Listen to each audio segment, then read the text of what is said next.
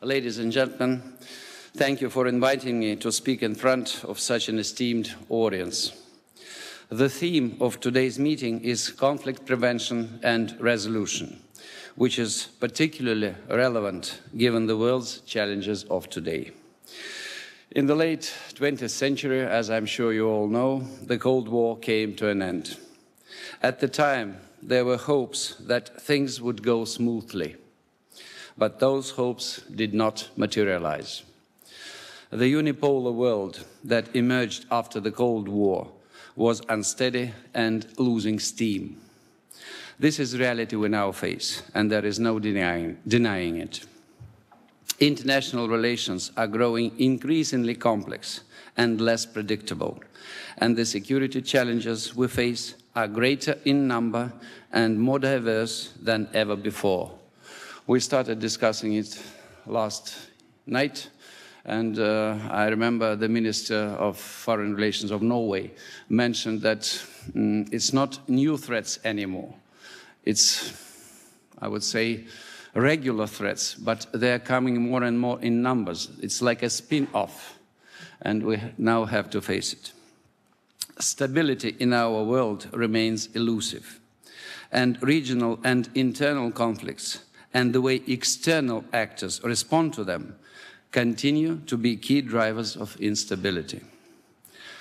I believe it is imperative that we must coordinate our approach to resolve international conflicts and then stick to the letter of the law. Russia views this as a cornerstone of international relations, consistent with the realities of the 21st century. We cannot allow a legal and political vacuum in the world. Such a vacuum would create a temptation to take unpredictable and uncontrollable actions, including a military action, in an attempt to exploit the complex situation in the region or an independent country for geopolitical gain. The choice is clear.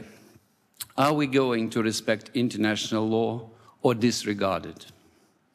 Are we going to consider the interests of our partners or ignore them?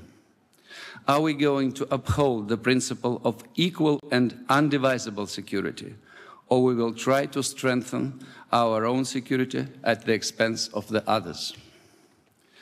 Every international actor has a grave responsibility to help resolve those issues, regardless of its size and power. As you are aware, under the current international law, the use of military force is only permitted in two cases. First, in self-defense, and secondly, by a ruling of the Security Council acting under Chapter 7 of the UN Charter. Permanent members of the Security Council have been granted the veto power precisely in order to prevent unbalanced decisions and to ensure consensus, no matter how difficult it is to achieve. Military action under any other circumstance would constitute an act of aggression. As a last resort, the international community may be forced to intervene in a sovereign nation in order to end large-scale violations of human rights, among other things. But it can do so only with a Security Council resolution. To think or act differently, including through allowing loose interpretations of the responsibility to protect concept, is to put international relations on a path of chaos, with fewer and fewer countries feeling safe. And anyone expecting to profit from such chaos is sorely mistaken. In this line of thinking, military action can be taken against anyone for any reason, however far-fetched. If international laws are no longer credible, every country will be forced to fend for itself and perhaps to pursue nuclear weapons as a deterrent. I think North Korea is a very good example in that case. The use of force leads to the erosion of the non-proliferation regime. Clearly, if this thinking prevails, no country will feel secure. The last few decades have demonstrated that foreign intervention cannot stop a conflict. It only prolongs it and results in many casualties. It results with many casualties. Is that not the lesson of Iraq or Libya? Equally untenable are attempts to justify military intervention by invoking spacious slogans like democracy promotion. Military force has failed to bring more democracy or freedom to places where it was used. Let us not delude ourselves. And we must not forget that colonization was also cloaked in noble rhetoric about civilizing the so-called backward nations. Too often, this rhetoric was meant to hide sheer commercial interests. Western nations also realize the danger of such approach. As the elder and rather famous statement Zbigniew Brzezinski recently said in an interview with Deutsche Welle radio station, I quote, "A policy of force based primarily on Western and in some cases former colonial powers does not seem to me a very promising avenue to the eventual solution to regional problems," unquote. According to the Stockholm International Peace Research Institute, the number of conflicts across the globe has increased over the past few years, primarily, of course, in the Arab world. A couple of years ago, I spoke at the Shangri-La Dialogue Conference in Singapore, and I hope John remembers that. I expressed my concern about the euphoria about the term Arab Spring. And I reminded them, it was 2 years ago, that usually after spring, as we all know, comes autumn and winter. Unfortunately, if we take a comprehensive and objective view of events in Tunisia, in Libya, in Egypt, and to a certain extent in Mali, it is clear that my concerns were justified. We support, of course, the Arab nations' aspiration for change, a better life and greater freedom. However, we also realize that they can't transition to a European-style democracy overnight. Perhaps they won't be able to replicate the European model at all, never. Harmony will remain elusive in the world unless we respect the right of other nations and civilizations to determine their own future. Conflict resolution should be based on a strategic, long-term vision, not momentarily concerns of the fleeting demands of any election campaign. My remarks today would obviously be incomplete without touching on Syria. You would probably like me to clarify the Russian position, so let me elaborate for a couple of minutes. First, regarding our goals, I'd like to remind you what President Putin said many times already. We are not protecting the Syrian government.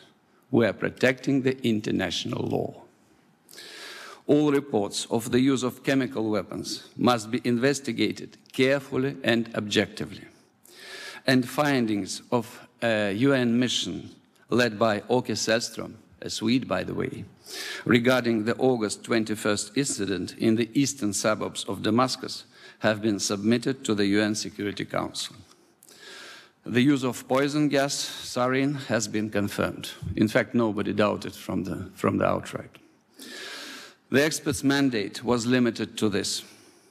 As for determining the culprit, that is the responsibility of the UN Security Council, and it will require painstaking work. Since, as we believe, this act was a massive provocation, finding the truth won't be easy. Moreover, UN experts should return to Syria as soon as possible to investigate other instances of chemical weapons use, including Khan al-Assal on March 19th. From the outset, Russia has been consistent in its attempts to achieve a peaceful resolution of the Syrian conflict. Russia has done its part under the Russian-American initiative on May the 7th. We have secured Damascus' commitment to send a delegation to Geneva Conference. Our American partners have so far failed to do the same in their talks with the opposition. And besides, it's very difficult to define the opposition now.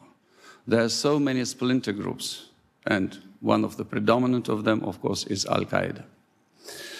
And the claims that cruise missiles strikes will help advance the peace process are not only ridiculous, they're irresponsible.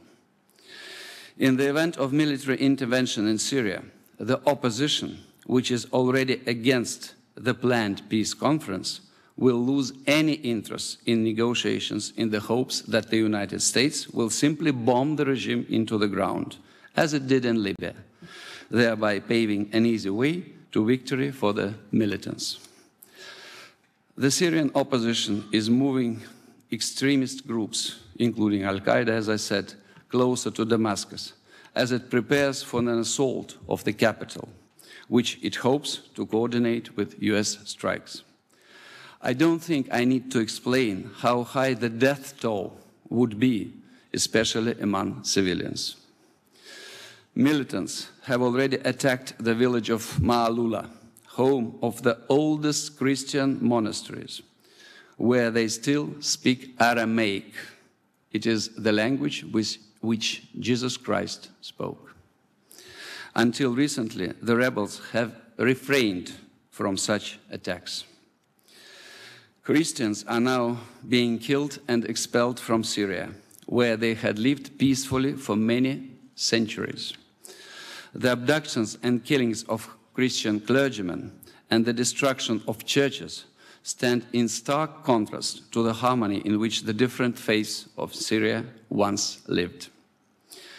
Escalating the conflict in Syria will have unpredictable consequences, and there is no guarantee that it won't result in a greater turmoil in a wider region. I won't speculate, but imagine how it could affect the smoldering problems of the Middle East. The Israeli-Palestinian conflict, which we discussed yesterday, and the Iraq. The G8 communique in Loch Erne in Northern Ireland urges both the Syrian government and the opposition to fight terrorist groups and expel them from Syria. That doesn't happen in Syria. Can increasing the flow to the opposition really help solve the problem? We know that the affiliation front, made up of radical Muslims from all over the world, is the most capable force in the opposition camp. These are the same militants who fought against the Americans and NATO in Iraq, in Afghanistan. They fought us in Chechnya. It's all the same.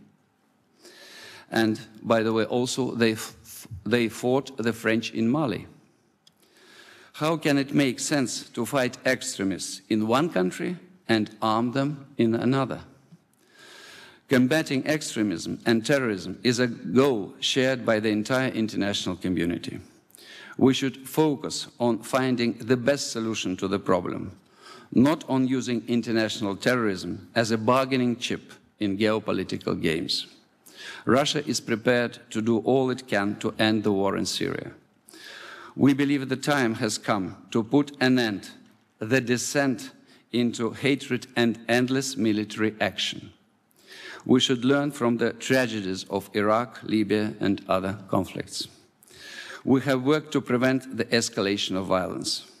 President Putin took an unprecedented step of directly addressing the American people and politicians in the pages of the New York Times, warning them of the devastating effects a strike on Syria would have.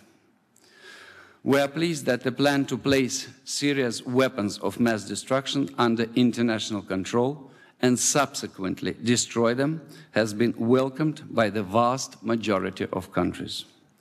It is telling that the plan was denounced only by the Syrian opposition, and if I'm not mistaken, by one country, Saudi Arabia. The Syrian government, on the other hand, quickly announced its intention to join the Organization for the Prohibition of Chemical Weapons and has already formally begun the process. By the way, yesterday the Syrian government started to feed up the organization with technical data about its chemical weapons, which is a very good sign. We hope that these efforts will bear fruit. As you are aware, during the talks between Sergei Lavrov and John Kerry in Geneva last week, the two sides agreed on a political framework for the destruction of chemical weapons located inside Syria. This agreement, though preliminary, was achieved on a complicated issue within the shortest possible time. This shows that with goodwill, we can resolve the critical problems of our time, including the proliferation of weapons of mass destruction, which is indeed a serious global problem.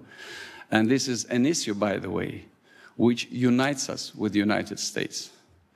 It's one of the issues which we totally agree with the United States, that proliferation is a very dangerous thing, and both sides keep a close eye on that process.